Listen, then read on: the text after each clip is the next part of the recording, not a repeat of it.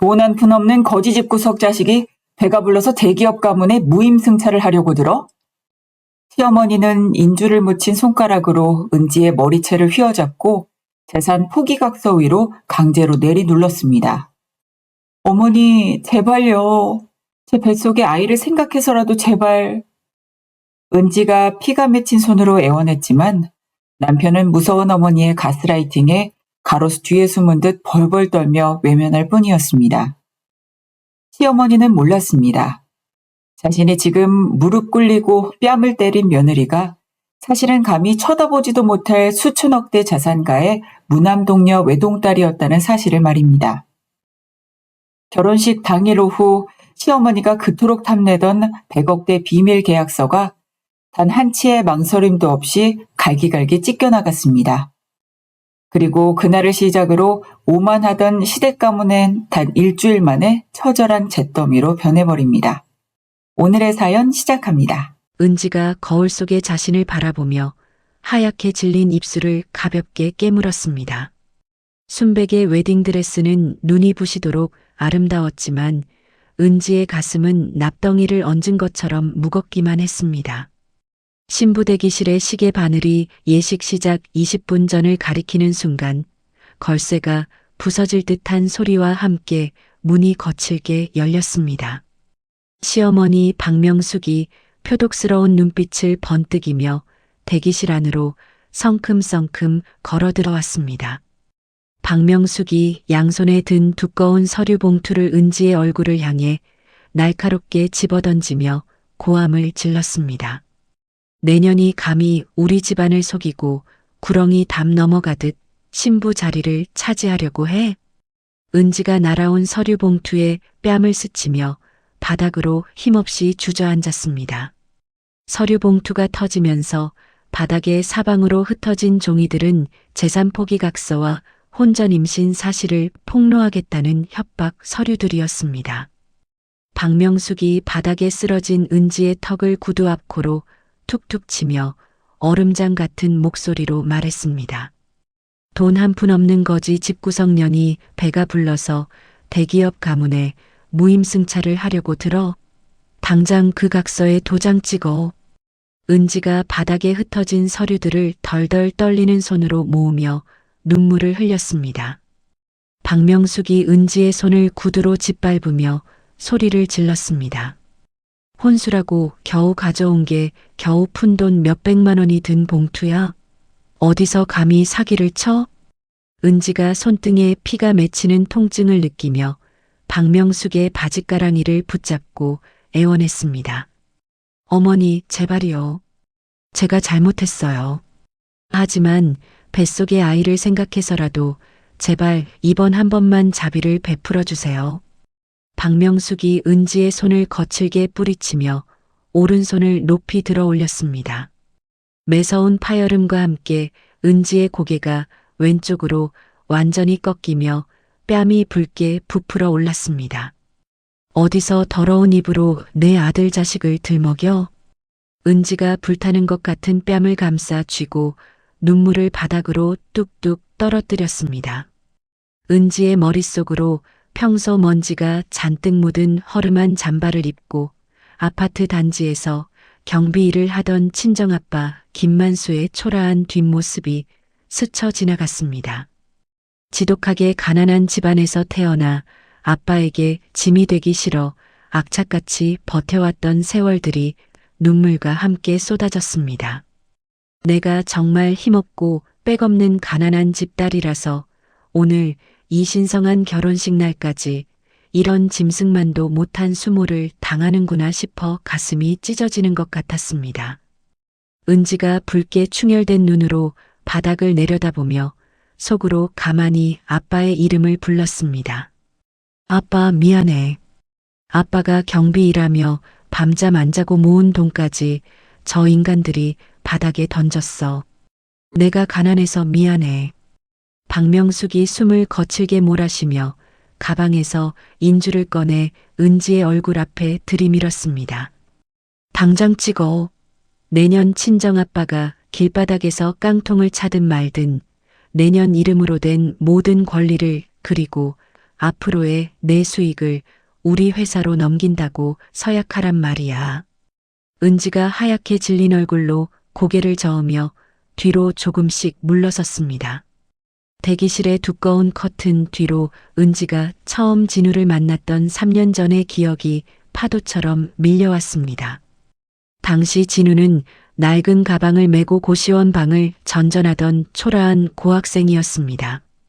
은지는 편의점 아르바이트를 하며 만난 진우가 너무도 성실하고 다정해서 단숨에 마음을 빼앗겼습니다. 두 사람은 허름한 단칸방 좁은 방바닥에 마주 앉아 작은 컵라면 한 개를 나누어 먹으면서도 세상에서 가장 행복한 미소를 지었습니다. 진우가 국물을 은지에게 밀어주며 부드러운 목소리로 말했습니다. 은지야, 나 지금은 진짜 가진 것 없는 알거지지만 내 노력 하나로 너 평생 손에 물 한 방울 안 묻히게 해줄게. 은지가 진우의 든든한 손을 꼭 잡으며 환하게 웃었습니다. 진우 씨, 나는 돈 같은 거 다 필요 없어. 진우 씨 성실한 마음 하나면 지하 단칸방에서 평생을 살아도 좋아. 진우가 은지를 가슴에 꼭 안으며 눈시울을 붉혔습니다. 고마워, 은지야.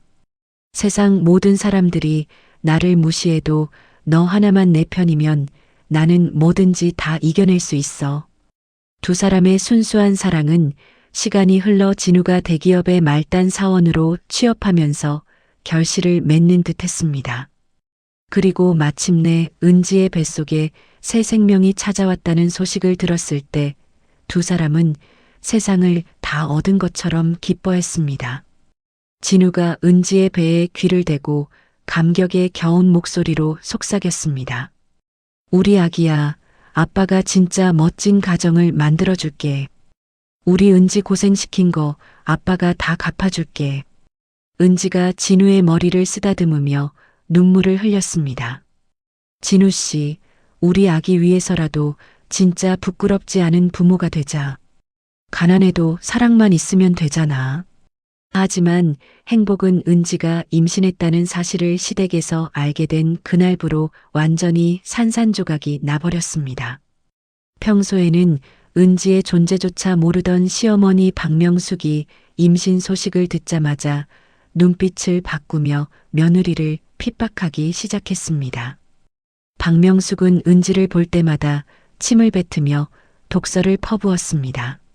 몸뚱이 하나 믿고 대기업 가문에 날로 들어오려고 수작을 부렸구나. 어디서 근본도 없는 년이 씨를 먼저 말려. 진우는 어머니의 서슬 퍼런 기세 앞에만 서면 고양이를 만난 쥐처럼 사시나무 떨듯 떨며 한마디도 하지 못했습니다. 진우가 시댁 문 밖에서 은지의 손을 잡고 모기만 한 목소리로 말했습니다. 은지야, 우리 어머니가 원래 성격이 좀 불같으셔서 그래. 네가 조금만 참고 맞춰드리면 안 될까? 은지가 허탈한 표정으로 진우의 손을 놓으며 대답했습니다. 진우 씨, 나를 무시하는 건 참을 수 있어.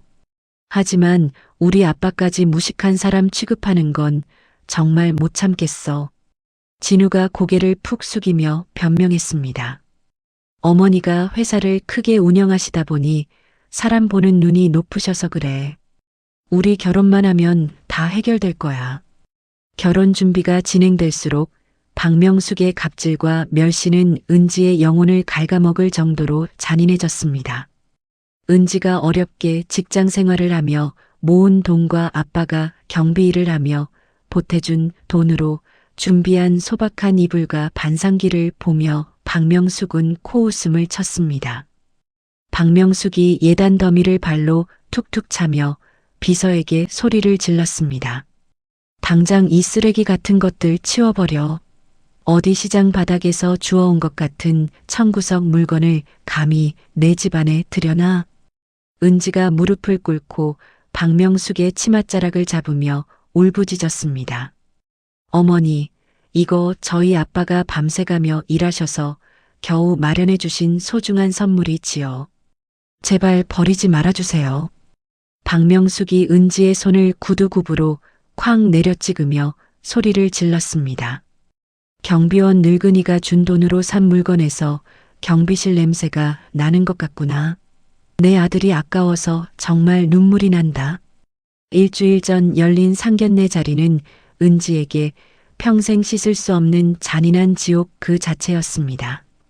지방에서 야간 경비 근무를 마치고 한숨도 자지 못한 채 올라온 친정아빠 김만수는 딸에게 해가 될까봐 가장 깨끗한 외투를 골라 입고 나왔습니다. 하지만 그 외투마저도 소매 가장자리가 닳아 헤어진 낡은 겨울 잠바였습니다. 박명숙이 고급 한정식집 의자에 거만하게 앉아 김만수의 행색을 아래 위로 훑어보며 대놓고 비웃었습니다. 사돈이 될 뿐이라고 해서 기대를 좀 했는데 행색이 꼭 우리 회사 건물 지하에서 청소하시는 분 같네요. 김만수가 무안한 듯 거친 손을 테이블 밑으로 숨기며 허허롭게 웃었습니다. 제가 딸내미 결혼식에 보탬이 되려고 밤낮 없이 일을 하다 보니 차림새가 이렇습니다. 귀하게 자란 사위에게 부족함 없이 하려고 노력했습니다. 김만수가 품에서 누런 종이봉투를 꺼내 박명숙의 앞으로 조심스럽게 밀어놓았습니다. 그 봉투 안에는 김만수가 10년 동안 경비 일을 하며 매달 한 푼, 두 푼 모은 500만 원이 들어 있었습니다. 박명숙이 손가락 2개로 봉투를 집어 올리더니 그대로 한정식집 바닥으로 툭 던져버렸습니다. 겨우 이깟 푼돈 몇백만 원을 혼수랍시고 들고 와서 고개를 빳빳이 들고 계시는 겁니까? 사돈 집안 수준이 참 안 봐도 비디오네요. 은지가 놀라 바닥에 떨어진 봉투를 주우려 하자 김만수가 은지의 손을 지그시 누르며 가만히 고개를 저었습니다. 김만수가 박명숙을 바라보며 나직하고 침착한 목소리로 말했습니다. 사부인, 비록 적은 돈이지만 제 평생의 피와 땀이 섞인 돈입니다. 제 딸 은지를 위해서라면 제 목숨도 아깝지 않습니다.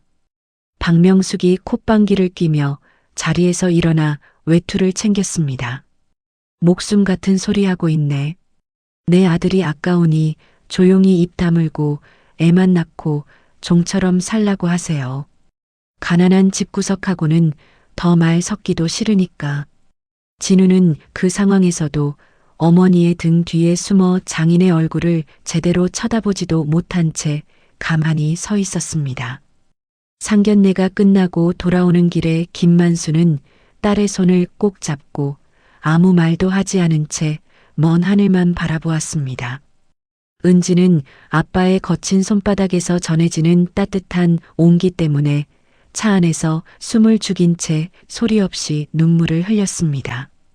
결혼식 당일인 오늘 은지는 결국 신부대기실 바닥에서 뺨을 맞고 쓰러진 채 박명숙의 구두 굽 아래에서 신음하고 있었습니다. 박명숙이 은지의 머리채를 다시 한번 움켜쥐며 서류를 코앞까지 들이밀었습니다. 마지막 경고다. 당장 지장 찍어. 안 찍으면 오늘 내년 친정아빠가 식장에 들어오는 순간 하객들 앞에서 뺨을 때려서 쫓아낼 테니까. 은지가 눈물로 범벅이 된 얼굴로 찢어진 드레스 자락을 움켜쥐며 절망적인 비명을 질렀습니다.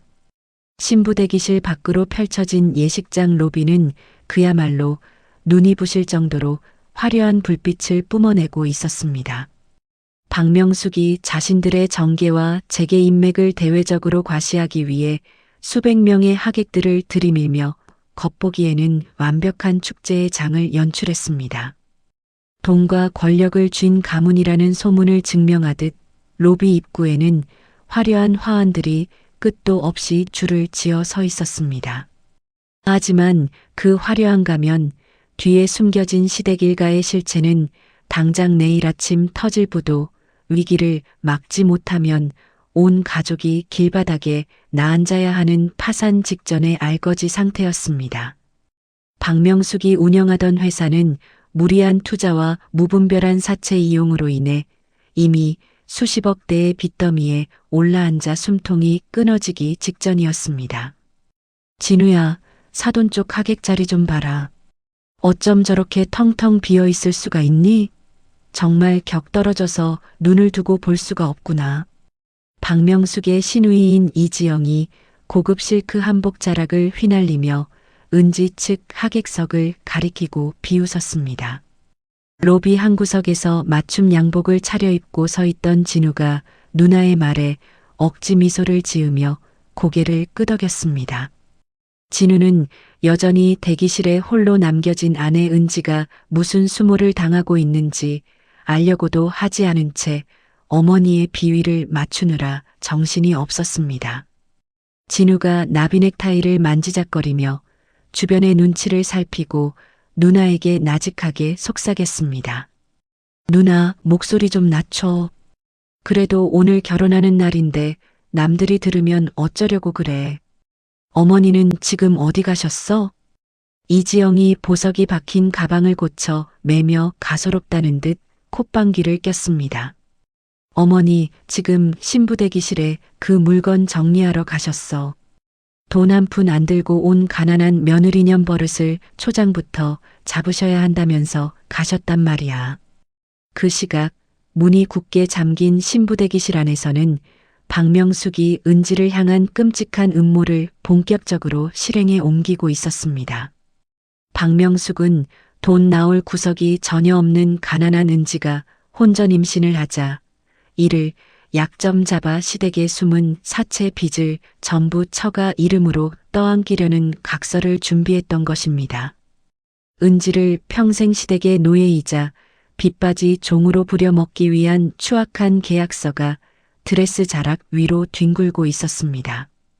박명숙이 바닥에 쓰러진 은지의 턱을 거칠게 움켜쥐며 인주를 묻힌 손가락을 억지로 끌고 가려 날뛰었습니다. 이 빌어먹으려니 어디서 감히 버텨? 당장 여기에 손가락 찍어. 내년이 우리 집안의 개가 되겠다고 서약하란 말이야. 은지가 뱃속의 아이와 친정아빠의 명예를 지키기 위해 필사적으로 손가락을 구부리며 저항했습니다. 못해요, 어머니.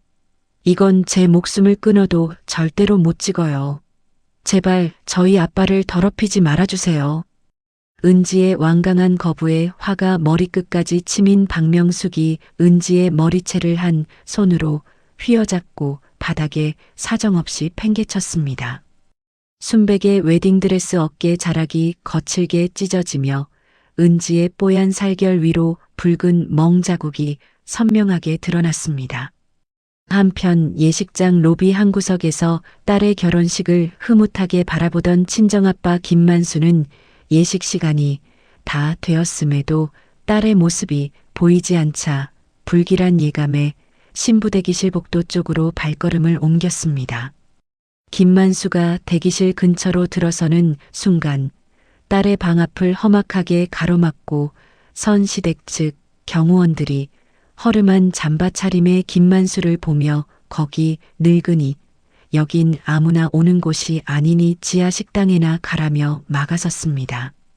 평소라면 허허 웃었을 김만수가 경호원들을 매서운 눈빛으로 제압한 뒤 문틈으로 다가갔고 수행비서에게 지시의 안에서 흘러나오는 박명숙의 폭언과 딸의 뺨을 다시 내리치는 소리를 스마트폰으로 고스란히 녹화하게 했습니다.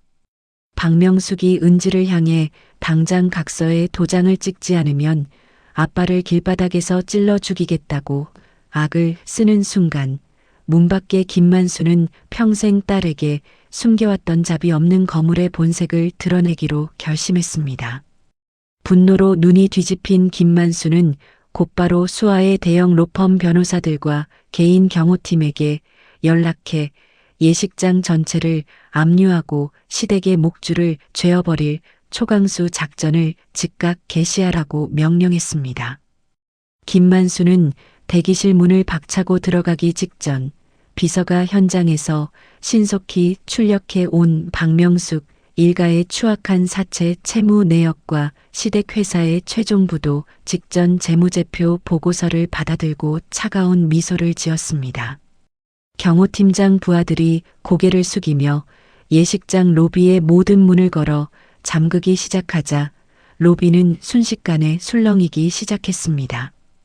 그 시각 로비에서 하객들에게 미소를 지으며 악수를 나누던 진우는 사방의 문이 닫히고 낯선 정장 사내들이 식장을 포위하자 불길한 예감에 사로잡혔습니다.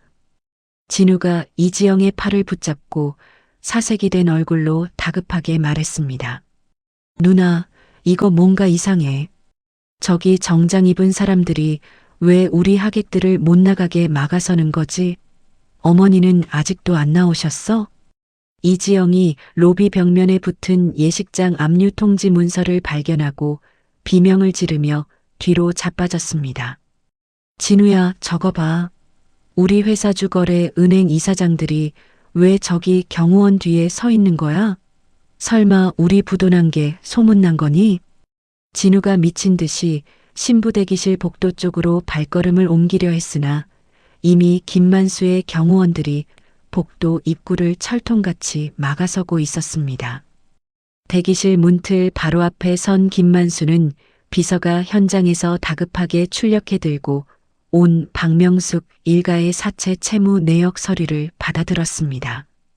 서류 봉투 안에는 박명숙이 내일 오전까지 갚지 않으면 감옥에 가야 하는 수십억 대의 사채 계약서와 최종 부도 직전의 재무 보고서가 들어 있었습니다. 김만수가 서류를 차갑게 째려보며 입꼬리를 비틀어 올리고 나직하게 의조렸습니다. 돈 몇 푼에 눈이 멀어 내 딸의 피눈물을 짜낸 대가가 얼마나 처절한지 내년에 전 재산을 단숨에 짓밟아 증명해 주마. 김만수가 거친 손으로 대기실 문고리를 잡는 순간 방 안에서는 은지의 마지막 절규와 박명숙의 비웃음 소리가 크게 달하고 있었습니다. 잠겨있던 신부 대기실의 문이 커다란 굉음과 함께 박차고 열렸습니다. 방 안을 가득 채우고 있던 매캐한 긴장감 사이로 어둠처럼 무거운 눈빛을 한 친정아빠 김만수가 서서히 모습을 드러냈습니다. 바닥에 찢겨진 드레스를 붙잡고 주저앉아 뺨을 감싸 쥐고 울던 은지와 탐욕스러운 서류를 손에 쥐고 있던 박명숙의 시선이 동시에 문가로 쏠렸습니다.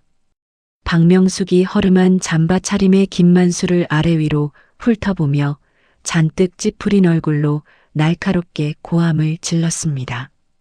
경비원 일이나 하는 무식한 늙은이가 어디 감히 신성한 신부 대기실을 부수고 들어와? 당장 내 딸년 데리고 나가기 전에 경호원 안 불러. 박명숙의 매서운 호통에도 김만수는 미동조차 하지 않은 채 차가운 침묵을 지켰습니다. 오히려 김만수의 뒤를 이어 검은 정장을 칼처럼 차려입은 수십 명의 수행 비서들과 거구의 개인 경호팀이 대기실 안팎을 빈틈없이 에워싸기 시작했습니다. 그 압도적인 위용과 무거운 발소리에 박명숙은 저도 모르게 쥐고 있던 서류를 떨어뜨릴 뻔하며 뒤로 한 걸음 물러섰습니다. 김만수가 사르르 흙먼지가 묻은 구두를 조용히 움직여 바닥에 쓰러진 딸 은지의 앞으로 다가갔습니다. 김만수가 무릎을 꿇고 은지의 부어오른 뺨을 거친 손으로 조심스럽게 어루만지며 떨리는 목소리로 말했습니다. 내 귀한 딸아, 이 못난 아비가 내 마음을 아프게 할까봐 평생을 숨기며 살았는데 오늘 내 침묵이 너에게 이런 지옥을 선물했구나. 은지가 믿기지 않는다는 눈빛으로 아빠 김만수의 얼굴을 바라보며 눈물을 뚝뚝 흘렸습니다. 김만수가 자신의 양복 안주머니에서 수천억 대 부동산 자산을 움직이는 거물 회장의 진짜 신분 명함을 꺼내 박명숙의 얼굴을 향해 던졌습니다. 명함이 박명숙의 뺨을 스치고 바닥으로 떨어지는 순간 김만수가 품에서 하얗게 빛나는 100억대 대기업 빌딩 매매 계약서를 꺼내 들었습니다. 박명숙이 명함에 적힌 거물 회장의 이름과 눈앞에 진짜 빌딩 계약서를 확인하고는 탐욕스러운 침을 흘리며 손을 부르르 떨었습니다. 아, 사돈어른, 이게 진짜란 말입니까? 제가 잠시 눈이 멀어 오해를 했던 모양입니다. 어서 그 서류를 제게 주시면 결혼식을. 박명숙이 말을 맺기도 전에 김만수가 그 거대한 가치의 매매 계약서를 단 한치의 망설임도 없이 반으로 쫙 찢어발겼습니다. 서슬 퍼런 파열음과 함께 100억대 빌딩 서류가 사방으로 갈기갈기 찢겨 대기실 바닥 위로 눈송이처럼 흩날렸습니다. 박명숙이 찢어진 종이 조각들을 붙잡으려 바닥으로 허겁지겁 슬라이딩을 하며 비명을 질렀습니다. 안 돼. 내 빌딩. 이게 어떤 돈인데 이걸 찢어버려. 이 미친 늙은이가 무슨 짓을 한 거야. 김만수가 구두굽으로 박명숙이 뻗은 손을 강하게 내리누르며 자비 없는 목소리로 선언했습니다. 돈 몇 푼에 눈이 멀어 내 딸의 피눈물을 짜낸 대가가 어떤 것인지 똑똑히 보여주마. 내년이 그토록 원하던 100억 빌딩은 이제 평생 구경도 못할 것이다. 바로 그때 대기실 복도 입구를 지키던 경호원들을 뚫고 남편 진우가 사색이 된 얼굴로 대기실 안으로 들이닥쳤습니다. 진우는 찢어진 계약서, 조각들과 바닥에 엎어진 어머니, 그리고 불타듯 부어오른 아내, 은지의 뺨을 보고 온몸을 덜덜 떨기 시작했습니다. 진우가 은지의 앞으로 기어가 그녀의 찢어진 드레스 자락을 붙잡고 피눈물을 흘리며 애원했습니다. 은지야, 미안해. 내가 정말 죽을 죄를 지었어. 어머니가 너무 무섭고 두려워서 우리 집이 당장 내일 망한다는 소리에 눈이 뒤집히신 어머니를 내가 막지 못했어. 나 너 정말 사랑하잖아. 제발 날 버리지 마. 진우의 눈물 어린 고백에도 은지는 싸늘하게 식어버린 눈빛으로 진우의 손을 가차없이 뿌리쳤습니다. 평소 어머니의 불같은 호통 한 번에 사시나무 떨듯 떨며 아내를 지켜주지 못했던 유약한 남편의 모습이 은지의 가슴을 더 아프게 찔렀습니다. 김만수가 진우의 멱살을 한 손으로 움켜쥐며 쓰레기를 보듯 차가운 눈빛으로 내리보았습니다. 내 어미가 괴물이 되어 내 딸의 목을 잴 때 무서워서 숨어있던 너 역시 공범이다. 사랑이라는 가벼운 말로 내 딸을 다시는 더럽히지 마라. 김만수가 진우를 대기실 바닥으로 사정없이 내팽개친 뒤에 서 있던 예식장 관리소장에게 엄숙하게 고개를 끄덕였습니다. 김만수의 명령이 떨어지기 무섭게 화려하던 예식장 내부의 모든 조명이 일제히 소등되며 칠흑 같은 어둠이 찾아왔습니다. 동시에 김만수의 비서가 예식장 전체 방송 시스템을 강제로 연결했고 문 밖에서 녹음했던 박명숙의 표독스러운 폭언과 폭행 음성이 대형 스피커를 통해 식장 전체에 리얼하게 울려 퍼졌습니다. 돈 한 푼 없는 거지 집구석년이 어디서 버텨? 당장 지장 안 찍으면 내 친정아빠를 길바닥에서 찔러 죽여버릴 테니까. 화려한 예식장에 모여 와인을 마시던 수백 명의 정재계 하객들이 스피커를 통해 적나라하게 흘러나오는 사모님의 실체를 듣고 경악을 금치 못했습니다. 박명숙은 사색이 된 얼굴로 귀를 막으며 소리를 질렀고 진우는 바닥에 엎드린 채 부끄러움과 절망감에 머리를 감싸쥐고 오열했습니다.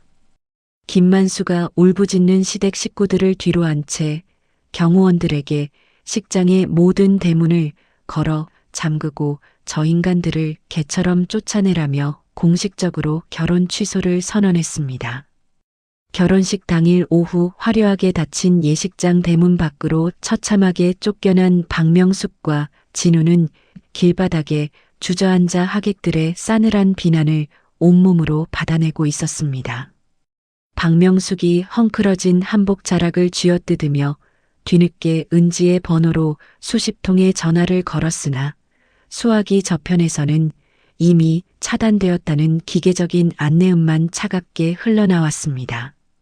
진우가 빗물 섞인 아스팔트 바닥에 무릎을 꿇은 채 어머니 박명숙을 원망스러운 눈빛으로 바라보며 피눈물을 흘렸습니다.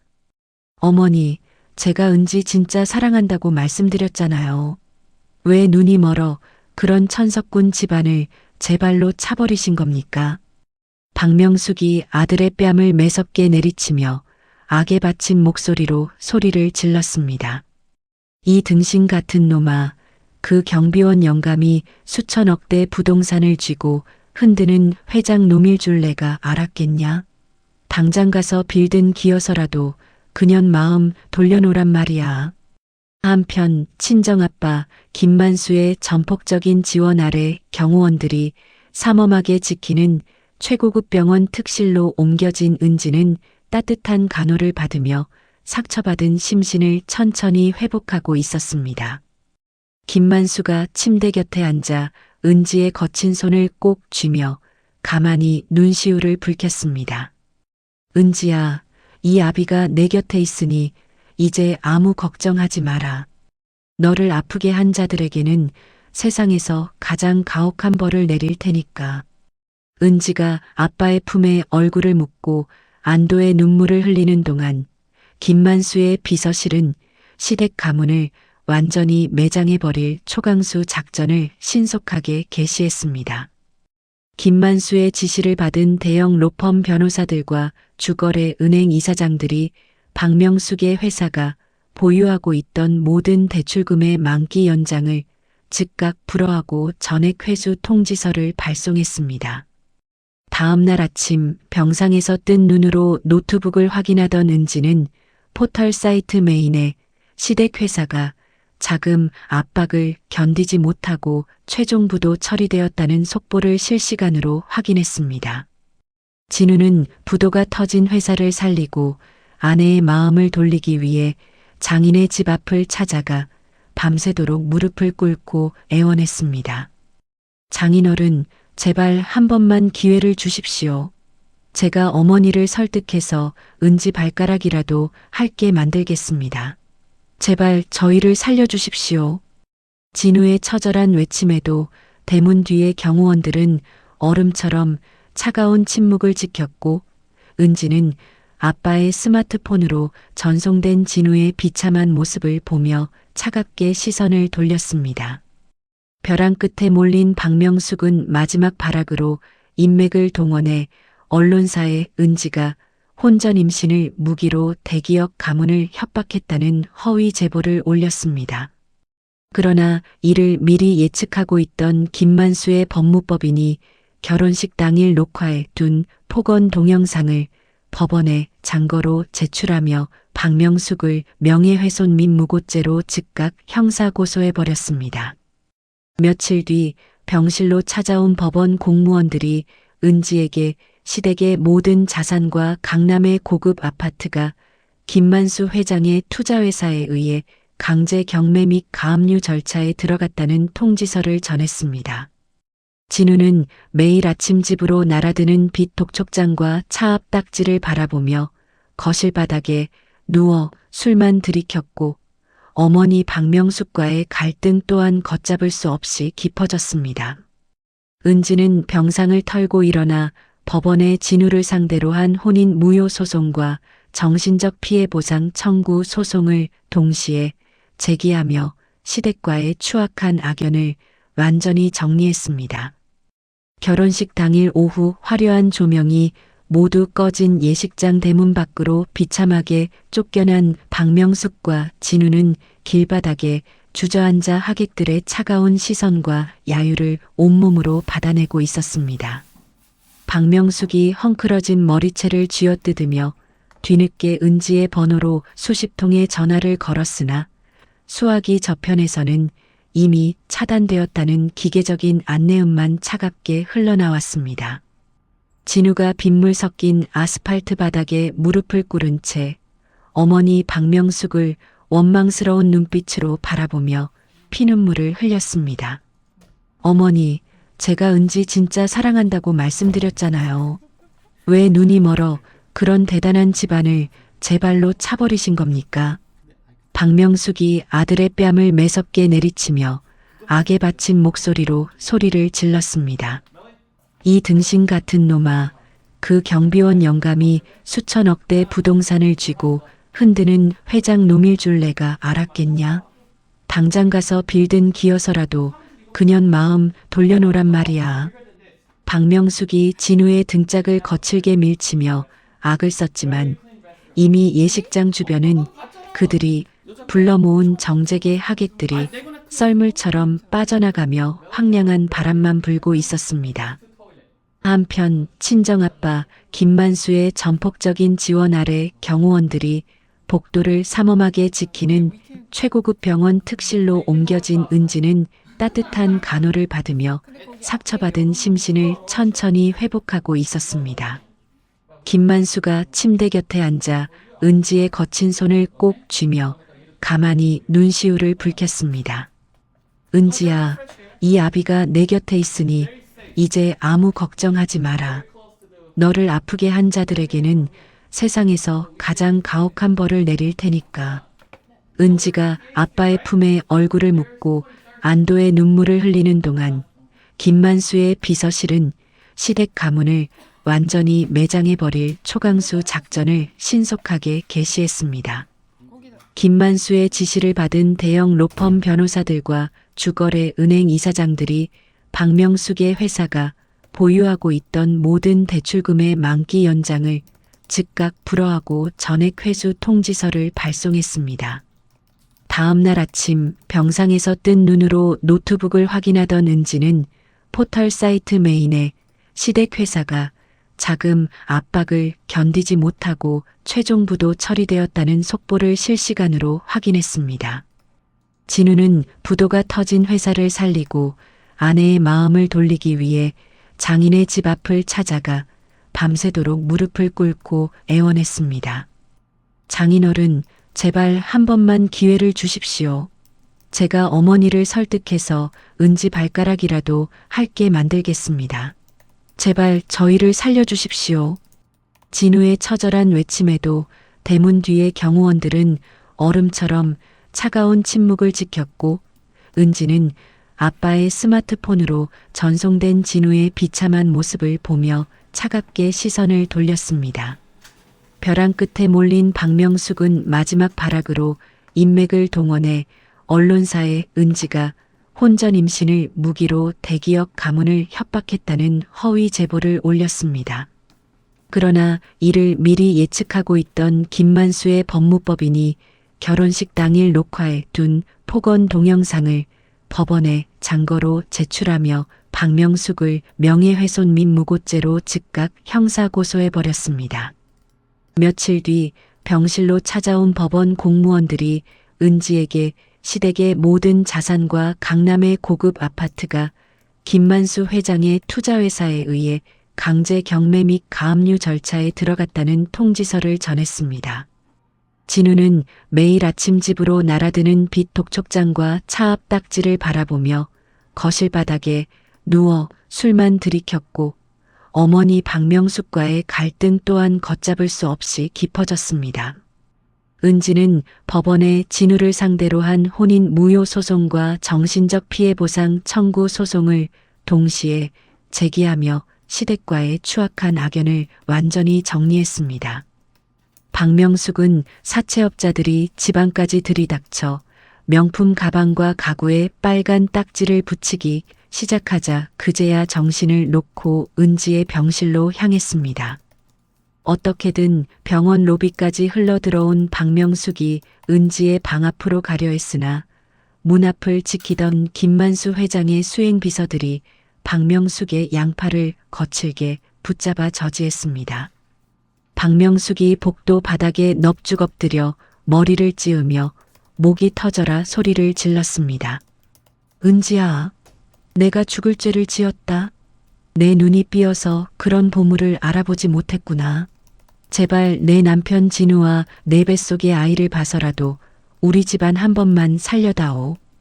박명숙의 악에 바친 비명소리가 두꺼운 병실 문을 뚫고 은지의 귀에 똑똑히 박혔지만 은지는 한 손으로 배를 가만히 감싸 안으며 눈을 감아버렸습니다. 은지의 곁에 서 있던 김만수가 비서에게 손짓하자 병원 보안 요원들이 달려와 박명숙을 개처럼 끌고 병원 정문 밖으로 내던져 버렸습니다. 진우는 법원에서 날아온 혼인 무효 소송장을 받아들고는 주저앉아 멍하니 천장만 바라보았습니다. 그는 은지와 단칸방에서 컵라면을 나누어 먹으며 다짐했던 그 순수했던 시절이 떠올라 가슴을 쥐어뜯으며 통곡했습니다. 내가 바보였어. 어머니가 아무리 무서웠어도 내 안에 손을 잡고 도망쳤어야 했는데 내가 내 손으로 내 행복을 다 찢어버렸구나. 진우의 후회는 이미 늦었으며 박명숙 일가가 가지고 있던 모든 금융계좌는 법적으로 완전히 동결되어 버렸습니다. 박명숙은 수사기관의 조사를 받으면서도 여전히 정신을 차리지 못하고 판사를 향해 억울함을 호소하며 악을 썼습니다. 그러나 김만수 회장이 제출한 명확한 증거 자료와 법적 서류들 앞에서는 그 어떤 변명도 통하지 않았습니다. 은지는 아빠가 깎아주는 따뜻한 사과 한 조각을 입에 베어 물며 이제야 긴 지옥 같았던 고부 갈등의 터널을 완전히 빠져나왔음을 직감했습니다. 시댁의 화려한 껍데기는 단 일주일 만에 모래성처럼 완전히 무너져 내렸고 그 자리에 남은 것은 처절한 파멸의 잿더미뿐이었습니다. 이혼 재판이 끝난 지 수개월의 시간이 흐른 후 시댁의 추악한 악연을 완전히 털어낸 은지는 마침내 건강하고 아름다운 아이를 무사히 출산하게 되었습니다. 사실 은지는 결혼식이 엎어진 직후 병상에서 아빠 김만수에게 평생을 감춰온 충격적인 진실을 전해 들었습니다. 김만수는 평생 딸이 돈의 노예가 되지 않고 소탈하고 정직하게 자라기를 바라는 마음에 수천억 대 자산을 숨긴 채 일부러 허름한 주택에 살며 경비원 일을 자처해 왔던 것입니다. 아빠는 정체가 밝혀진 날 곧바로 은지를 이끌고 그동안 딸에게 보여주지 못했던 드넓은 정원이 아름답게 가꿔진 진짜 친정집 대저택으로 거처를 옮겼습니다. 처음 그 웅장한 집을 보았을 때 은지는 입을 다물지 못했지만 자신을 위해 평생을 검소하게 살아온 아빠의 눈물겨운 사랑을 깨닫고 가슴 깊은 감동을 느꼈습니다. 그 대저택의 아늑한 2층 방 안에서 새하얀 포대기에 쌓인 아기를 품에 안은 은지는 인생에서 가장 빛나고 가슴 깊은 안도감이 넘치는 순간을 맞이했습니다. 창문 너머로 따스한 햇살이 은지와 아기의 얼굴을 부드럽게 비추었고 방 안은 그동안의 슬픔을 모두 씻어내듯 평화로운 공기로 가득 찼습니다. 은지는 방 한구석에 놓인 아빠 김만수가 손주를 위해 직접 가구 공방을 찾아가 최고급 나무로 정성껏 짜 맞춘 원목 아기 침대를 가만히 바라보았습니다. 과거 시어머니 박명숙에게 가난하다는 이유로 예단을 짓밟히고 뺨을 맞으며 흘렸던 서러운 눈물이 이제는 아기를 향한 따뜻한 미소로 완전히 치유되는 것 같았습니다. 김만수가 조심스러운 걸음으로 아기 방 문을 열고 들어와 은지의 어깨를 다정하게 감싸 안으며 눈시울을 붉혔습니다. 은지야, 고생 많았다. 이 아비가 우리 손주와 내 인생에 다시는 어둠이 내리지 않도록 평생을 지켜주마. 은지가 아빠의 품에 고개를 기대며 세상에서 가장 행복하고 편안한 목소리로 대답했습니다. 아빠, 나를 포기하지 않고 끝까지 내 손을 잡아줘서 정말 고마워요. 아빠가 없었으면 저와 우리 아기는 세상에 없었을지도 몰라요. 김만수는 조심스럽게 손주를 받아 안고 세상에서 가장 인자하고 자애로운 할아버지의 미소를 지어 보였습니다. 은지는 자신을 믿어주고 끝까지 세상의 풍파로부터 방패가 되어준 아빠의 든든한 등 뒤에서 더 이상 시댁의 구박에 눈물 짓던 유약한 며느리가 아니었습니다. 자신의 아이를 당당하게 키워내고 처절하게 가문을 짓밟았던 자들 앞에 보란 듯이 성공해 보이겠다는 강인한 어머니로 완전히 거듭나기로 다짐했습니다. 날씨가 유난히도 맑던 주말 오후 친정집 앞마당에서는 가족들의 진심 어린 축복과 맑은 웃음소리만이 가득한 아기의 백일잔치가 성대하게 열렸습니다. 은지와 아빠는 정원에 모인 친척들과 지인들의 환호 속에서 떡을 나누며 지나간 폭풍 같은 시간들을 뒤로하고 오직 축복만이 가득한 새로운 인생의 막을 활짝 열어젖혔습니다. 한편 그 시각 모든 재산을 국가와 법원에 몰수당하고 결혼식 날 제 발로 쫓겨났던 박명숙은 허름하고 축축한 지하 단칸방 구석에 쪼그려 앉아 있었습니다. 사방에서 들이닥치는 사채 빚쟁이들의 험악한 독촉 전화와 문자를 확인할 때마다 박명숙은 온몸을 사시나무 떨듯 떨며 비참한 하루하루를 보내고 있었습니다. 평생 어머니의 치맛바람과 가스라이팅 속에서 나약하게 자라온 마마보이 진우는 결국 신용불량자로 전락해 하루 벌어 하루 먹고 사는 건설 현장 일용직을 전전하고 있었습니다. 먼지와 땀으로 범벅이 된 채 퇴근한 진우가 낡은 가방을 방바닥에 집어던지며 방구석에서 멍하니 앉아있는 어머니 박명숙을 향해 거칠게 소리를 질렀습니다. 어머니 때문에 내 인생이 이렇게 지옥이 됐잖아요. 은지가 천석군 자산가 딸인 줄도 모르고 그 귀한 빌딩 계약서를 찢어버리다니 제정신이었어요. 박명숙이 머리를 뜯으며 자리에서 벌떡 일어나 진우의 가슴팍을 주먹으로 사정없이 쥐어박으며 악을 썼습니다. 이 빌어먹을 자식아, 내 놈이 결혼식 날 어미가 각서 들이밀 때 제대로 처신만 했어도 그 100억짜리 건물이 우리 손에 들어왔어. 다 내 놈이 못난 탓이야.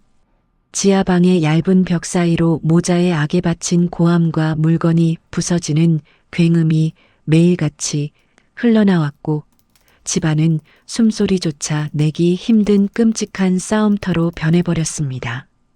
진우는 편의점에서 사온 싸구려 소주를 나발부는 동안 우연히 스마트폰 인터넷 뉴스에서 대대적으로 보도된 성공한 여성 사업가 인터뷰 기사를 발견했습니다.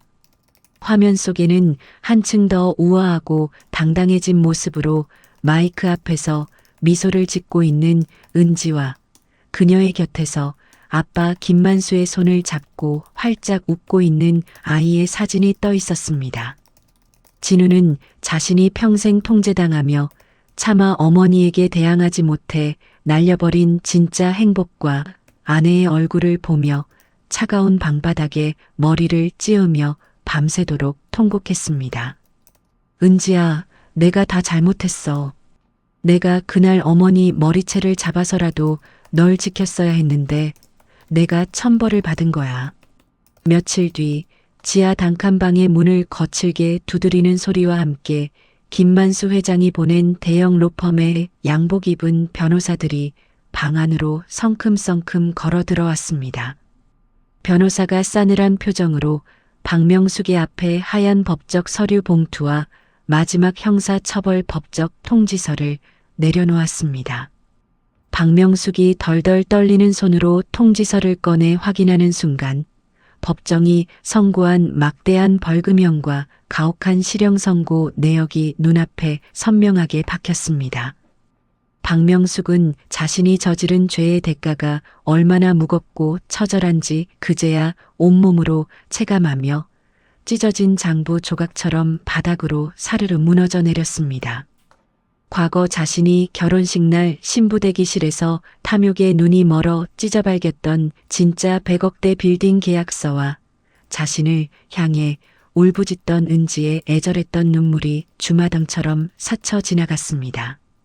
박명숙은 천석군 사돈을 제 발로 걷어차고 귀한 핏줄까지 쓰레기 취급한 죄로 평생 손주 한 번 안아보지 못한 채 사채업자들에게 이끌려 독거노인 요양원으로 강제 이주당하는 참혹한 결말을 맞이하게 되었습니다. 폭풍 같은 사건들이 모두 지나가고 그로부터 3년이라는 세월이 흐른 후 은지는 아빠 김만수 회장의 체계적인 경영 수업을 받아 어엿한 자산관리 회사의 대표이사로 취임하며 완전히 자립한 여성의 삶을 당당하게 살아가고 있었습니다.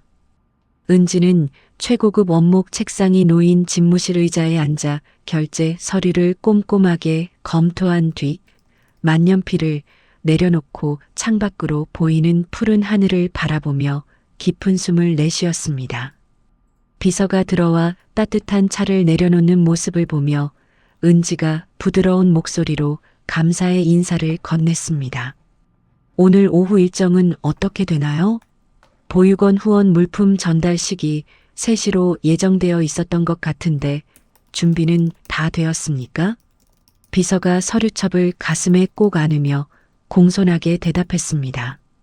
네, 대표님.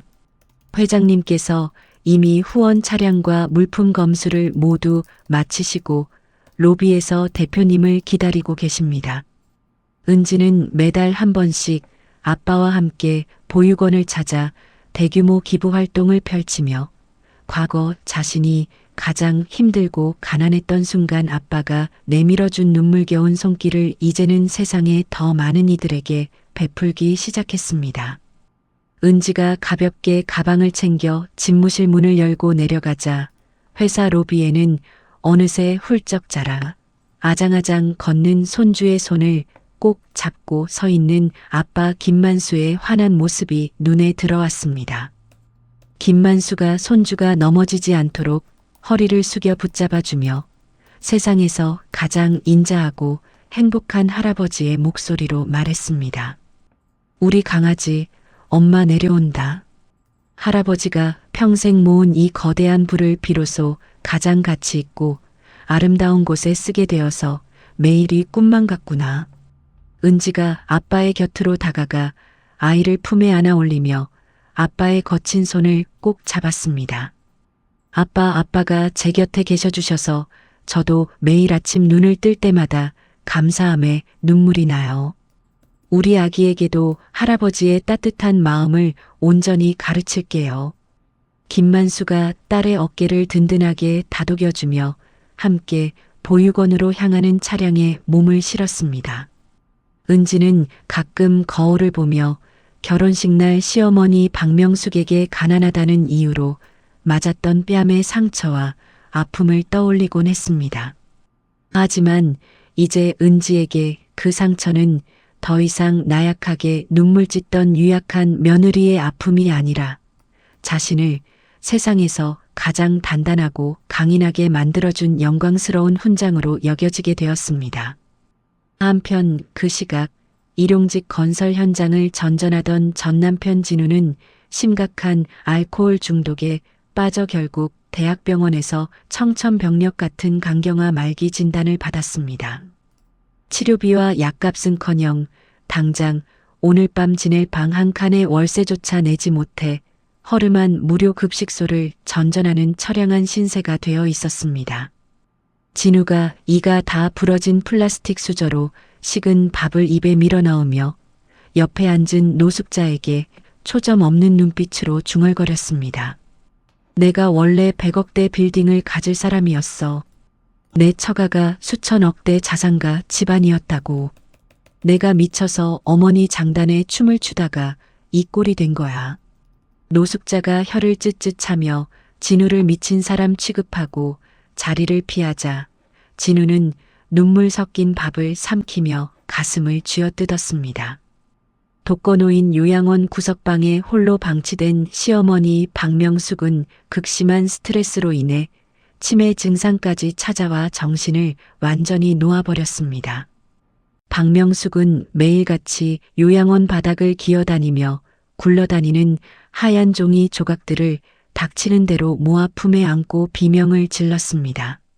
내 100억짜리 빌딩 계약서 어디 갔어? 이 도둑놈들아.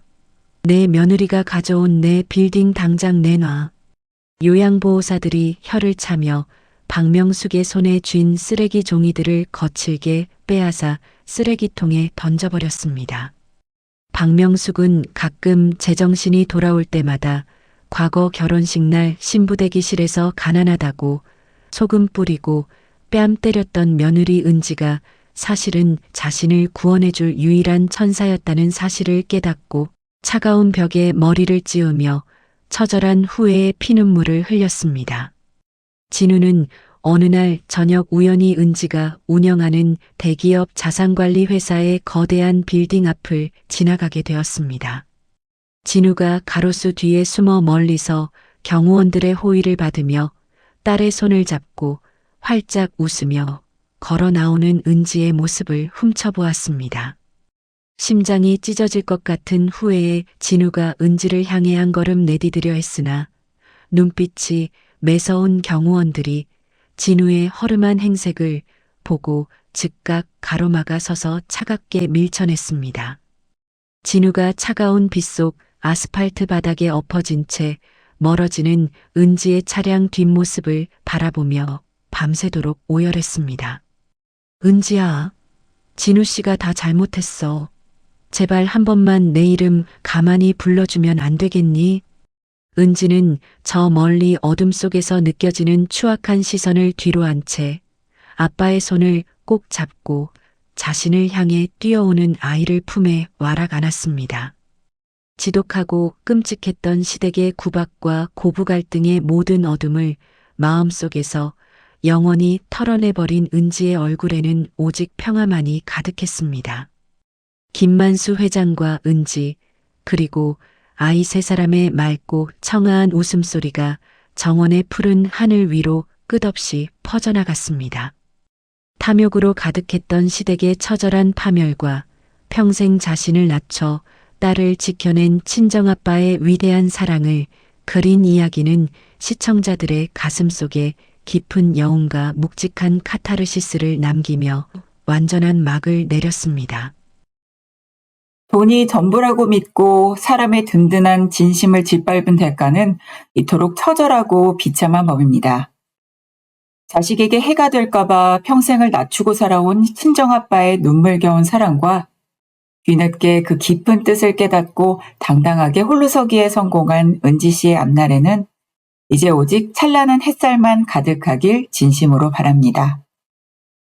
주변을 둘러보면 가끔 눈앞의 욕심 때문에 가장 소중한 사람을 잃어버리는 안타까운 이들이 참 많습니다. 우리 시청자 여러분께서는 곁에 있는 가족의 따뜻한 손을 한 번 더 꼭 잡아주는 행복한 하루가 되셨으면 좋겠습니다. 이야기를 끝까지 들어주신 분이 계시다면 잘 들었다고 댓글 하나만 남겨주세요. 감사합니다.